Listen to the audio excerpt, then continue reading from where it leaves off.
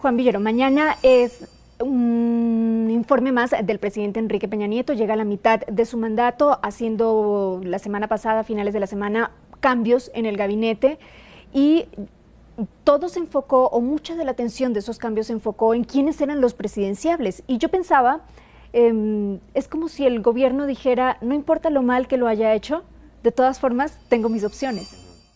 Sí, yo creo que el cambio de gabinete expresa una de las grandes taras de la política mexicana y una vieja tradición priista, que lo importante es acomodar amigos, acomodar gente leal y pensar que alguien que sirve al sistema priista puede ser eficaz en cualquier dependencia. ¿Por qué? Porque lo importante no es cómo hace las cosas para el país para solucionar problemas concretos, sino cómo le rinde tributo al sistema priista. Entonces, una persona que no tiene la menor experiencia en una dependencia puede llegar a ella sin el menor conflicto. No existe la categoría de especialista para el poder en México, existe solo el generalista, que es el que, a condición de ser un buen priista, puede estar en todas partes. Y esto, desgraciadamente, ha traído muchos rezagos en sucesivas administraciones, y creo que los cambios del gabinete a eso apuntan.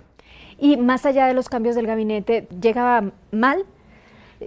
El gobierno de Peña Nieto empezó con una esperanza, yo creo que muy legítima, porque después de 12 años infructuosos del panismo, Peña Nieto lanzó iniciativas de movilización social y de reformas, que por primera vez se volvía a hacer política luego de 12 años de pasividad. Entonces, las reformas en principio parecían iniciativas posibles, pero creo que cayó el presidente Peña Nieto en el error de tantos políticos de su partido, del PRI, de pretender que declarar es más importante que gobernar, y que se puede avanzar en la política con promesas de reformas que no necesariamente se van a cumplir y que no necesariamente están bien hechas. Pero luego resultó que todo esto estaba montado en alfileres y que este es un país totalmente desgajado, y ha habido casos terribles como el de Tlatlaya, como el de Ayotzinapa, la fuga del Chapo Guzmán, junto con un contexto internacional terrible de caída de los precios del petróleo, pero en donde México pues realmente se encuentra en una situación de crisis, entre otras cosas,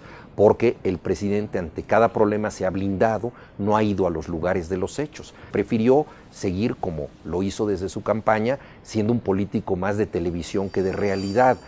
¿Por qué no podemos como sociedad investigar qué fue lo que sucedió en Ayotzinapa? ¿Por qué no podemos como sociedad investigar qué fue lo que sucedió en la Narvarte? ¿Es por ineficiencia, es por conflicto de interés, como le llamaste tú, o es porque estar en el poder siempre va a impedir esas cosas? Yo creo que hemos llegado a una situación de parálisis por parte de todos los partidos políticos, que no se quieren investigar a sí mismos de ninguna manera, porque tarde o temprano piensan que ellos pueden ser víctimas de una investigación equivalente. Nadie quiere mover mucho las cosas. Los partidos políticos han demostrado que el conflicto es un gran negocio. Entonces, mientras existan los conflictos, los partidos pueden hacer componendas, pueden hacer alianzas, pedir nuevos presupuestos para nuevos proyectos, y entonces los partidos, aunque teóricamente unos se oponen a otros, ninguno de ellos quiere llegar al fondo de las cosas por temor a salir de este juego en el que ellos están metidos. El gobierno del Distrito Federal va a investigar a fondo un caso que probablemente pueda involucrar al gobernador de Veracruz y al PRI en vísperas de una elección presidencial en donde se necesitarán apoyos, correlaciones de fuerzas. Desde ahora se atreverá el jefe de gobierno de la ciudad a pelearse frontalmente con el PRI.